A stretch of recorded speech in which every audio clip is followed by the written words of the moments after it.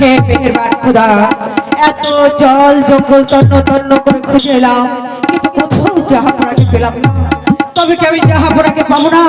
তাই যদি হয়ে থাকে তাহলে আমার এই প্রাণ আমি ওই নদীর পানিতে আত্মঘাতী করব।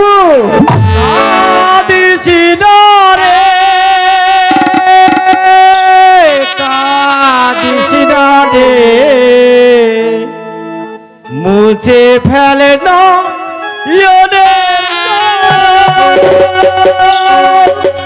কাদিস না রে, মুছে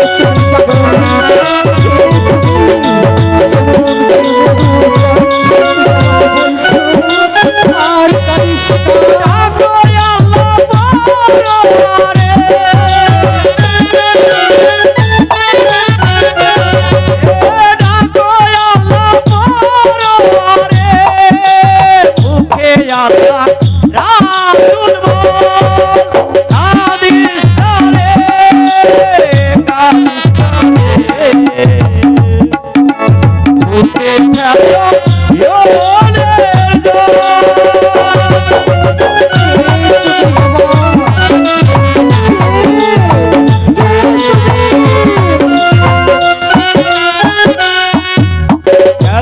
রাজা পরিবারে পুত্র পাবে মনির বারে,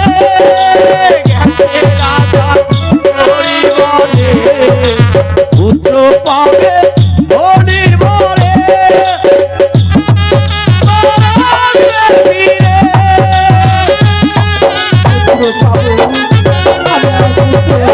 আমি তোমার আসবে ফিরে, মুখে দেয় অন্ন জল,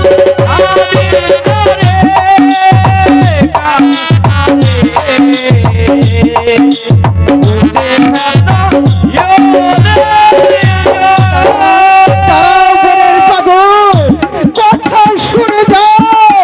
কে তুমি? কে তুমি? বলে গেলে আমি মা হব, আমার পুত্র হবে। হে মেহেরবান খোদা, তাই যদি হয়ে থাকে তাহলে তুমি আমার জাহাপনাকে আমার কাছে ফিরিয়ে দাও। আমি তোমার কাছে কিছুই চাই না খোদা। জাহানারায়ণ, আত্মহত্যা যে মহাপাপ। জাহানারায়ণ,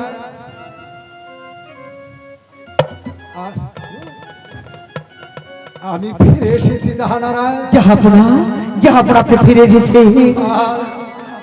জাহানারায়ণ, আমি এসেছি বড়ই কঠিন বাক্য মাথায় নিয়ে। কি কিসের বাক্য স্বামী? একটিবার আমার কাছে খুলে বলুন, কিসের বাক্য?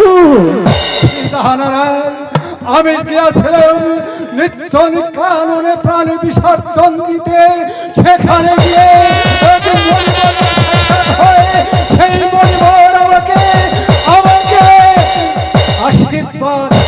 আশীর্বাদ করেছি।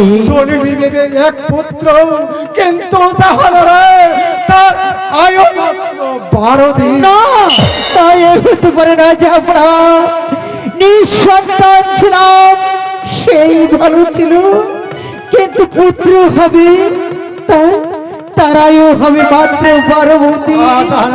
এমন সন্তান আমি চাই না জাহাপনা, এমন সন্তান আমি চাই না।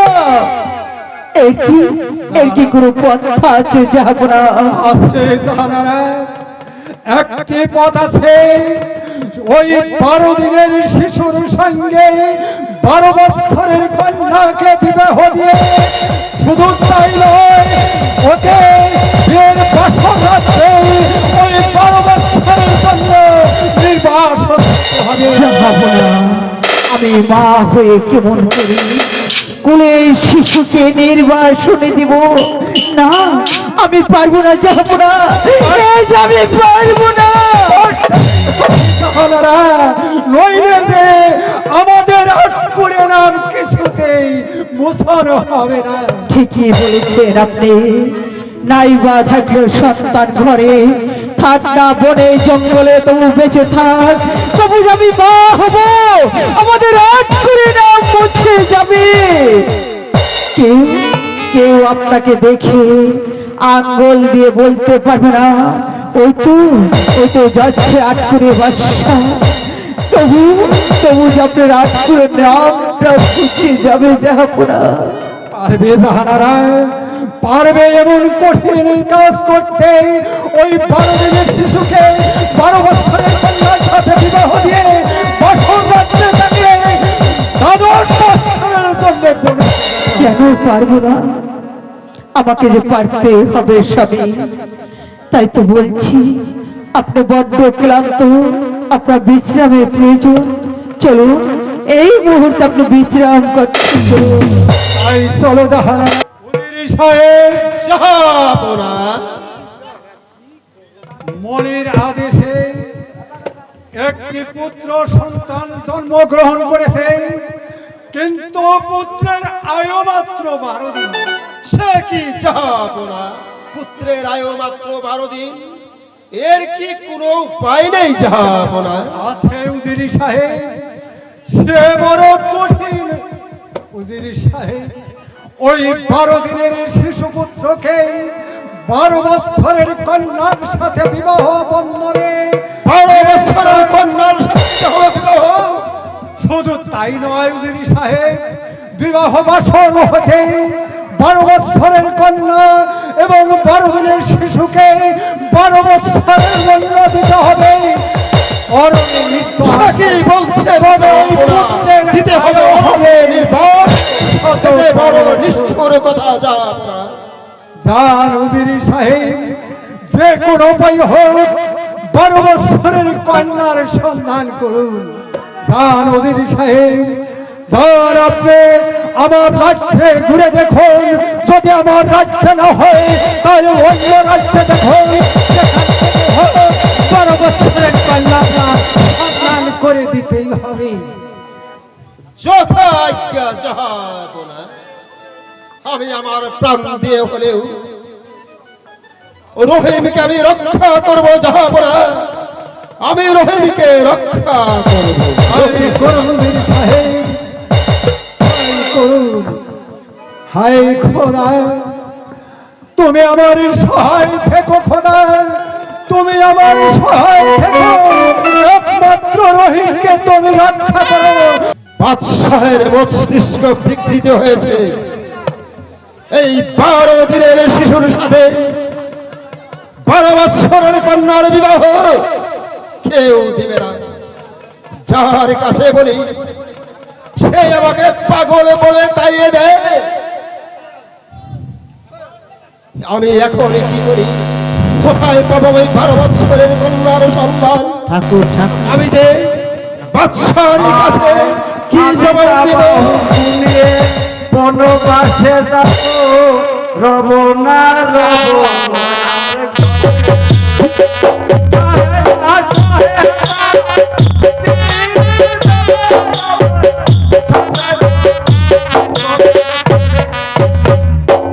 আমি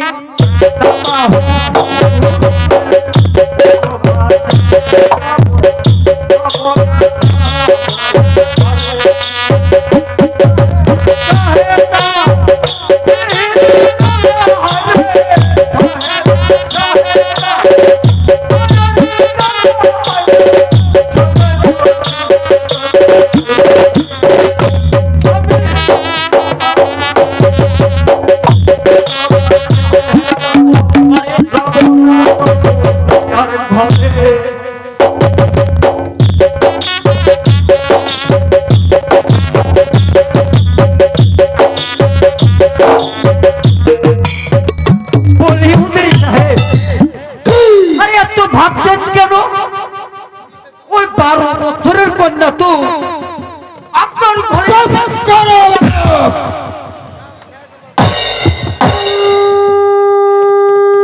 এই ঠাকুর,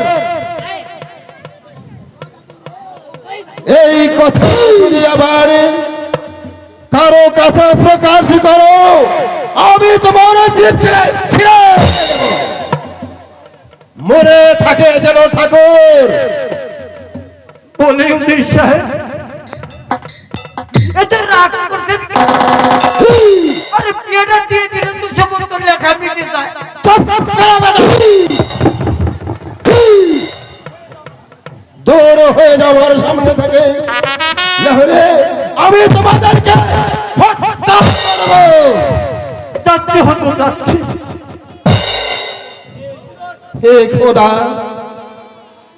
বাদশার নির্দেশ 12 বছরের কন্যা, কিন্তু আমার ঘরে তো 12 বছরের কন্যা আমার ঘর আছে।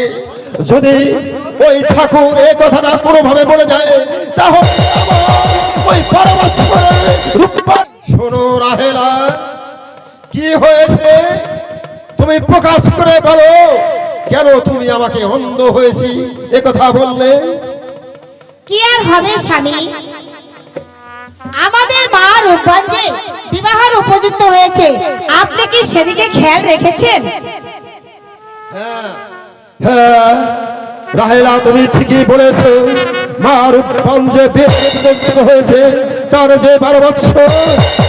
আমি ঠিকই, আমি 2-4 দিনের মধ্যে একটি পাত্র দেখে মা রূপবানের বিয়ের ব্যবস্থা করি। চলো চলো রাহেলা, আমরা অন্তঃপুরে যাই আর ভেবে দেখি মা রূপবানকে সাথে বিবাহ দেব। উজির সাহেব এখনো ফিরছে না কেন? তবে কি আমার রহিমকে আমি বাঁচাতে পারবো না জাহানারা? আমি তো তাই ভাবছি জাহাপনা, কি করে যে আমার রহিমকে বাঁচাবো। ঠাকুর ঠাকুর,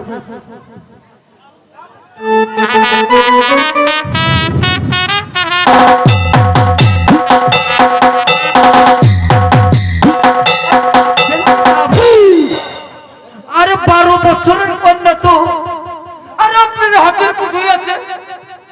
কোথায় কোথায় ঠাকুর? কোথায় 12 বছরের কন্যা? আমাদেরকে শীঘ্র করে বলুন ঠাকুর, কোথায় আছে 12 বৎসরের কন্যা? ধৈর্য ধরুন।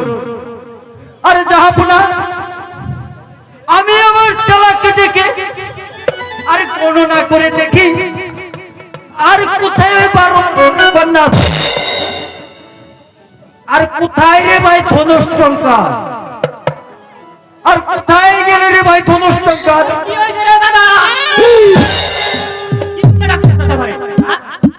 ওই তা তো পুরান বাগের খানা নিয়ে আয় তো।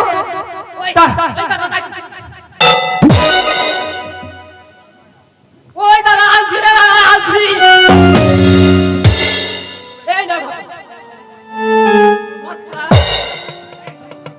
এই ধনুষ টঙ্কা এটা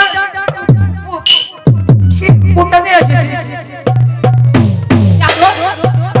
তুমি চিনো না তোমার বাবার ঠাকুরদারটা ওই ঠাকুরদা ছিল না, তার বাবার পয়সা তো শালা এই শ্বশুরের দাদুবা, এই ফাটটাঙ্গি কুড়া, এই ভালো করে প্রণাম করে, এই গণনা করে দেখো, এই রাহাতে এই বাদশাহে এই জীবন রক্ষাতে ওই 12 বছরের কন্যা খোঁজ। গণক ঠাকুর, অতি সত্বর গণনা করে দেখুন কোথায় 12 বছরের কন্যা পাওয়া যায়। এই ধনুষ টঙ্কা এই কি হইছে রে দাদা? আর তাড়াতাড়ি গণনা করে দেখ আর কোথায় ওই 12 বছরের কন্যা আছে।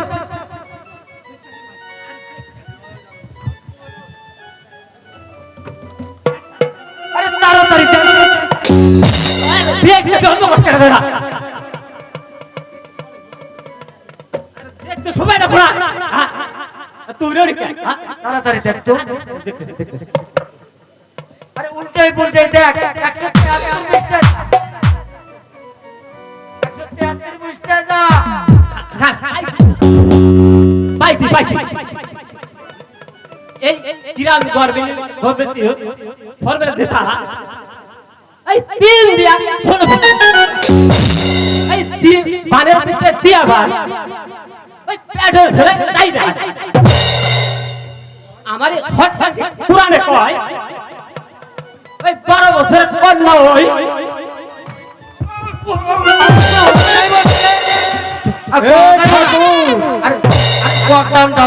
বলতে দাও বলতে দাও ঠাকুর কেন গর্দান যাবে ঠাকুর আমি ওমায় দিচ্ছি নির্ভয়ে বলো 12 বছরের কন্যা কোথায় আছে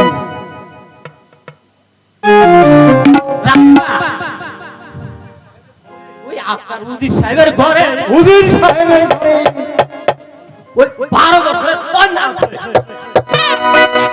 ওই রহিমের কাছে 12 বছর পূর্ণ হবে 12 বছর পূর্ণ হবে এই মারুফ পারে ওই 12 বছর পূর্ণ হবে মহারাজ আমরা আসতে পারো ঠাকুর তবে কি উজির সাহেব আমার কাছে ছলনা করছে ওরা উজির সাহেবের ঘরে 12 বছর আমার সারা রাজ্যে ঘুরেছে বলছে 12 বছরের কন্যার জন্য রাজ্যময় ঘুরে গেলে এসেছে তার কাছেই বলে সে তাকে পাগল বলে এত বড় বিশ্বাসঘাতকতা আমি কিছুতেই সহ্য করব না জাহানারা যদি যদি উজির সাহেব ওই কন্যা দিতে রাজি না হয় আমি যে প্রকারে হই ওই উজির সাহেবের কন্যা আমার বিবাহ হইব উজির সাহেব এখনো ফিরছে না কেন তবে কি আমার রহিমকে আমি বাঁচাতে পারবো না জাহানারা আমি তো তাই ভাবছি জাহাপনা কি করে যে আমার রহিমকে বাঁচাবো ঠাকুর ঠাকুর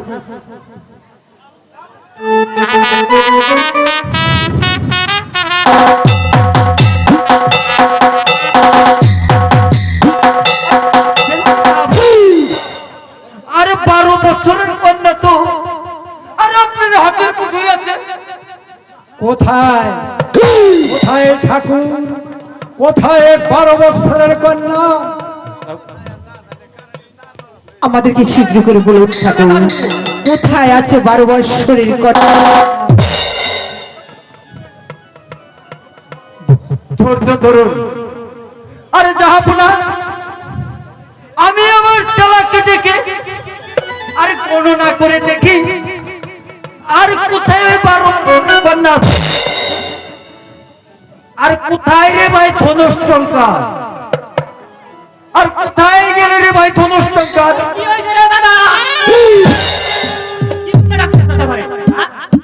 ওই যাতো পুরান বাগের খানা দিয়ে আইতো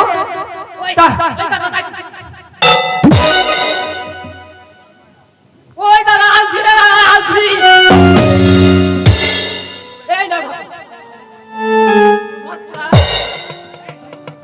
এই ধনুষ টঙ্কা এটা কোনটা দিয়ে আসিস তুমি চিনো না তোমার বাবার ঠাকুরদারটা ওই ঠাকুরদা ছিল না তার বাবার পয়সা তো শালা এই শ্বশুরে দাদুবা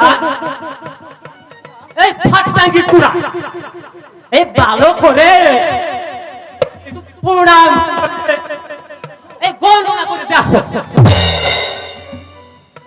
এই রাহাতে এই বাদশাহে এই জীবন রক্ষাতে ওই 12 বছর কন্যা খোঁজ গণক ঠাকুর অতি সত্তর গণনা করে দেখুন কোথায় 12 বছরের কন্যা পাওয়া যায় এই ধনুষ্টঙ্কার এই কি হইছে দাদা আর তাড়াতাড়ি গণনা করে দেখ আর কোথায় ওই 12 বছরের কন্যা আছে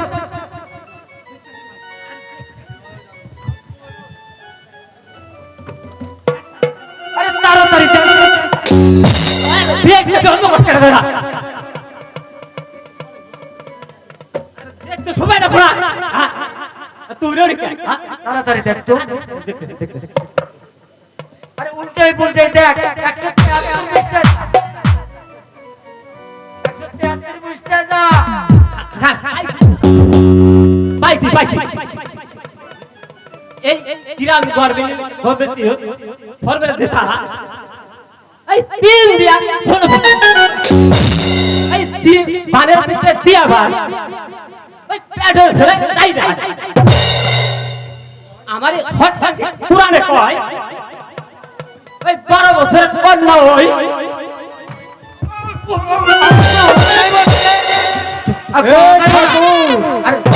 কখন যাবে বলতে কি দাও হয়েছে রে দাদা বলতে দাও ঠাকুর। মহারাজ আরে কখন যাবে কেন গর্দান যাবে ঠাকুর? আমি অময় দিচ্ছি নির্ভয়ে বলো 12 বছরের কন্যা কোথায় আছে?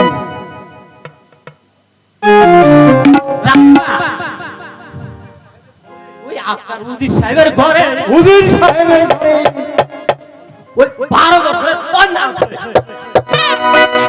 ওই রহিমের কাছে 12 বছর পূর্ণ হবে 12 বছর পূর্ণ হবে এই মারুফ পড়ে ওই এই 12 বছর পূর্ণ হবে মহারাজ আমরা একটু আসি আসতে পারো ঠাকুর। তবে কি উজির সাহেব আমার কাছে ছলনা করছে? ওরা উজির সাহেবের ঘরে 12 বছর কন্যা রেখে আমার সারা রাজ্যে ঘুরে এসে বলছে 12 বছরের কন্যার জন্য রাজ্যময় ঘুরে গেলে এসেছে তার কাছেই বলে সে তাকে পাগল বলে তাড়িয়ে দেয়। এত বড় বিশ্বাসঘাতকতা আমি কিছুতেই সহ্য করব না। জাহানারা যদি যদি উজির সাহেব ওই কন্যা দিতে রাজি না হয় আমি যে প্রকারেই হোক ওই উজির সাহেবের কন্যা আমার রহিমের সাথে বিবাহ হইব। তাই হবে যাহাপড়া। এখন চলুন অন্তঃপুরে চলুন। তাই চলো জাহানারা উজির সাহেবকে আমি বুঝিয়ে দিতে চাই ছলনার ফল কি ভয়ঙ্কর হতে পারে। ও জানে না একাত্তর বছর ছলনা করার ফল ছলনা করা। উজির সাহেব আপনি কি 12 বছরের কন্যার কোনো সন্ধান পেয়েছেন? না যাবো না, আমি কোথায়ও 12 বছরের কন্যার সম্মান পাইনি। যার কাছে বলি সে আমাকে পাগল বলে দূর করে তাড়িয়ে দেয়। এ তো সত্য উজির সাহেব। 12 দিনের শিশুর সঙ্গে 12 বছরের কন্যার বিবাহ শুধু দূর করে কেন আরো কিছু করতে পারে। তাহলে কোথাও কন্যার সন্ধান আপনি পাননি? না যাবো না, আমি কোথায়ও 12 বছরের কন্যার সম্মান পাইনি। উজির সাহেব যাবো না। 12 বছরের কন্যা তো আমি হাতের মুঠোয় পেয়েছি। কি বলছেন যাবো না? 12 বছরের কন্যা আপনার ঘরেই আছে উজির সাহেব। যাবো না। ঘরে কন্যা রেখে কেন রাজ্যময় ঘুরে কন্যা তালাশ করছেন উজির সাহেব? শোনো উজির সাহেব, আপনার মেয়ে মারুফকে আমার রহিমের সঙ্গে বিবাহ দিয়ে আমার রহিমের অনুরোধ করে বলছি আমার পুত্র আপনার পুত্র যে একই সমান। যাবো না, সে কথা আমি ভেবে উত্তর দিব। 12 বছরের কন্যার সাথে 12 দিনের শিশুর উজির সাহেব যাবো না।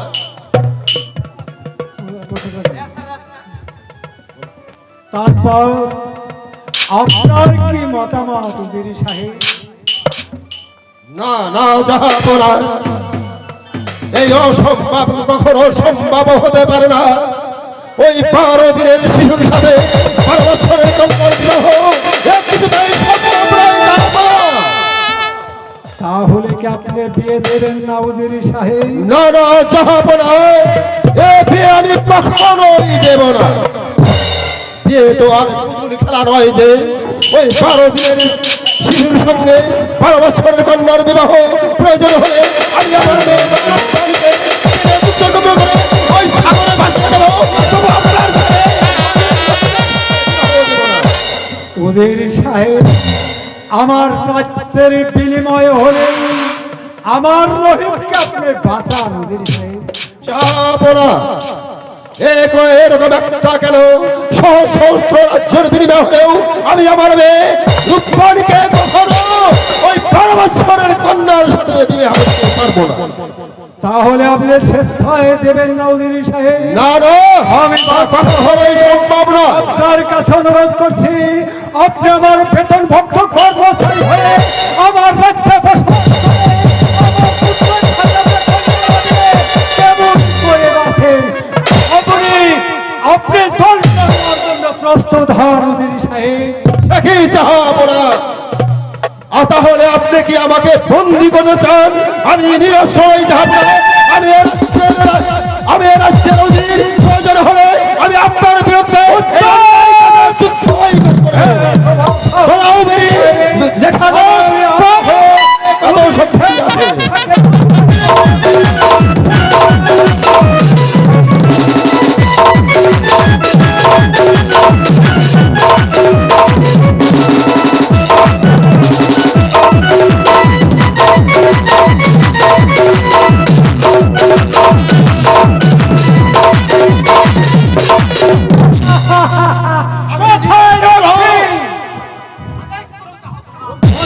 করো উজির সাহেবকে,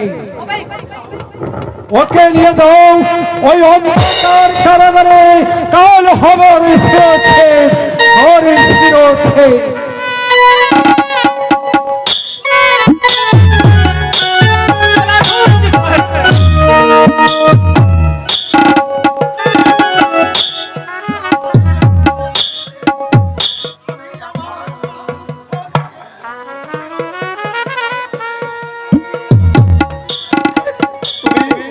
তুমি আমাকে নিয়ে চলো ভাই, ওই অন্ধকার কারাগারে আমার বুকে তুমি পাথর চাপা দিয়ে রাখো।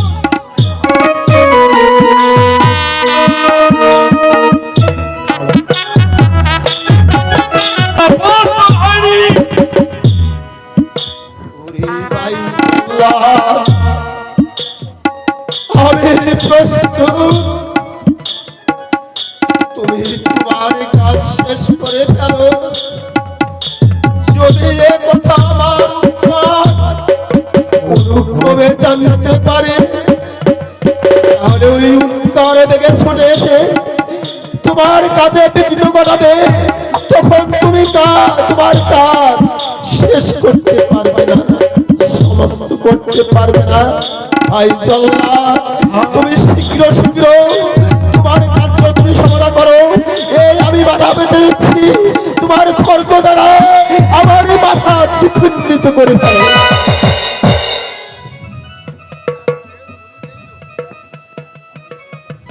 তাহলে শেষবারের মতো সৃষ্টিকর্তাকে স্মরণ করে মৃত্যুর জন্য প্রস্তুত হয়ে নাও। আমি শেষবারের মতো আমার সেই পরম দয়ালু মহান আল্লাহকে স্মরণ করছি। মৃত্যুর সময় আমি আমার আল্লাহ রাসূলের নাম স্মরণ করে আমি সেই খোদা তাআলার দরবারে পৌঁছাতে চাই। তুমি তোমার কার্য শেষ করো বাবা, তুমি তোমার কার্য শেষ করো।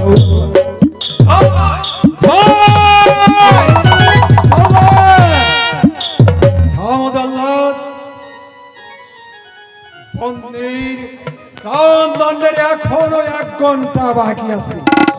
নিয়ে যাও অন্ধকার কারাগারে। সে কি যাবো না, আমি যে আর সহ্য করতে পারছি না। আপনি অতি শীঘ্র ওই জল্লাদকে আদেশ দিয়ে আমার স্ত্রীকে ধরুন যান। আমি আর সহ্য করতে পারছি না। এখনো সময় আছে।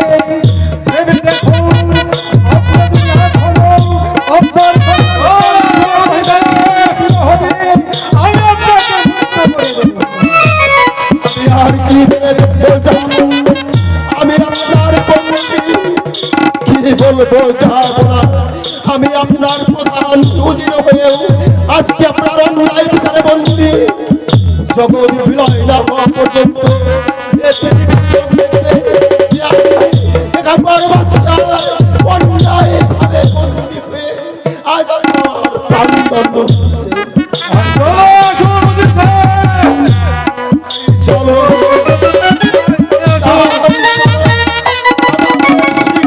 শীঘ্র নিয়ে চলো, শীঘ্র নিয়ে চলো। জল্লাদ